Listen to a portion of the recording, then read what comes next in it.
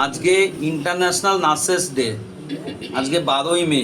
আজকে fluorescent nightingale তার জন্মদিন উপলক্ষে সারা পৃথিবী জুড়ে 1974 সালে যে ইন্টারন্যাশনাল নার্সিং কাউন্সিল আছে তারা এই দিনটিতে নার্সেস ডে হিসাবে পালন করা হয়। এবছরের থিম হচ্ছে আমাদের নার্স আমাদের ভবিষ্যৎ।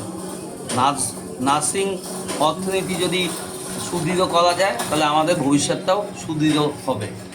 তো সেই উপলক্ষে আজকে আমাদের শান্তিপুর স্টেট জেনারেল হসপিটালের তরফ থেকে সিস্টাররা ছোট্ট একটু আয়োজন করেছিল। আপনারা আমাদের এখানে এসছেন, তার জন্য আমি কৃতজ্ঞ।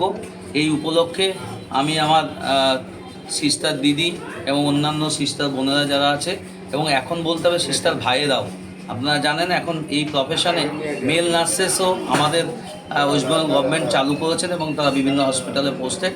তো সেই উপলক্ষে নার্সিং পেশা আগে আমরা যেটা ভাবতাম শুধু মহিলাদের জন্য, সেটা কিন্তু এখন আর নেই। এখন সবাই এই প্রফেশনে আসছে এবং আমরা চাইবো আমাদের সিস্টারদের কাজের নিরাপত্তা, সেটা হসপিটালের বাইরে, গভর্নমেন্ট কিংবা প্রাইভেট সব জায়গাতে নিরাপত্তা যেন সুনিশ্চিত থাকে।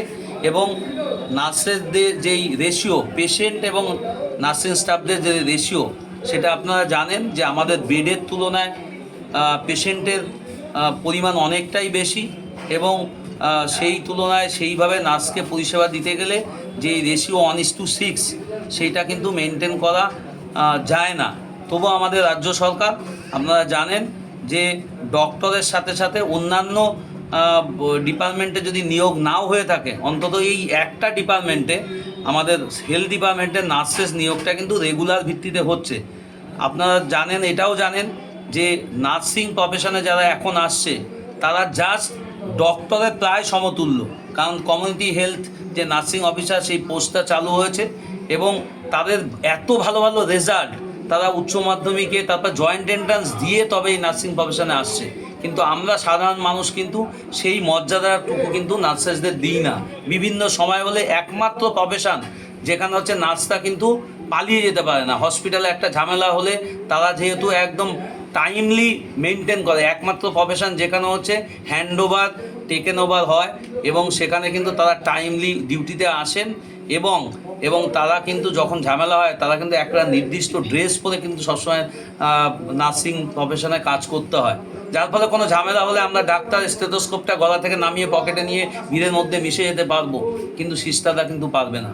তো আমি বিভিন্ন সময় যখন ঝামেলা হয় তখন কিন্তু আমি সবসময় বলি যে নার্সেসদের কিন্তু গাইড করতেই হবে, তাদেরকে প্রোটেকশান দিতেই হবে, কারণ তারা প্রোটেকশান না পেলে তারা কিন্তু আমাদের রুগীদের সেবা করতে পারবে না। এমন ডক্টর অ্যাডভাইস করবেন কিন্তু তার ইমপ্লিমেন্ট করেন সিস্টাররা।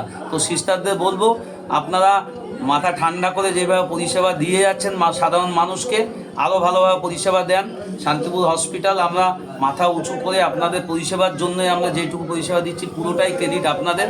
আমি গাইনি ডিপার্টমেন্টের ডক্টর, আমার ওখানে লাক্সা যেই প্রজেক্টটা চলে সেখানে ডেলিভারি মায়েদের পরিষেবা যত্ন সেটা পুরোটাই আপনাদের দিতে হয়।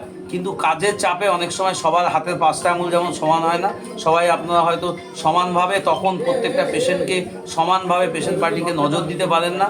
সেটা মাথা ঠান্ডা রেখে আমাদেরকে পরিষেবা দিতে হবে এবং রাজ্য সরকার তথা সেন্ট্রাল গভর্নমেন্টের যে প্রকল্পগুলো আছে এবং তাদের মুখটা সাধারণ মানুষের কাছে আরও উজ্জ্বল করতে হবে। স্যার, একটা হিসাবে আজকে কি কোনো বার্তা দেবেন? না, চিকিৎসক হিসাবে বলবো যে সাধারণ মানুষকে বলবো যে কোনো একটা পেশেন্ট ভালো হলে যেমন ডক্টরকে ক্রেডিট দেন, তার সাথে নার্সেসদেরও ক্রেডিট দিন।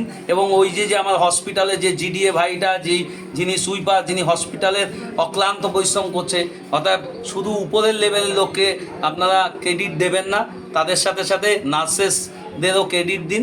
এবং খারাপ হলে সবসময় নার্সদের টার্গেট করবেন না, কারণ সবসময় জানেন যত দোষ নন্দঘোষ। তো তাদেরকে ভাববেন যে তারা অনেক প্রেশারে কাজ করে, তাদের অবস্থাটাও বুঝুন। সেই জন্য আমি সবসময় সাধারণ মানুষকে বলি যে যারা এমার্জেন্সি প্রফেশনে আছে তাদেরকে সবসময় অন্য নজরে দেখুন।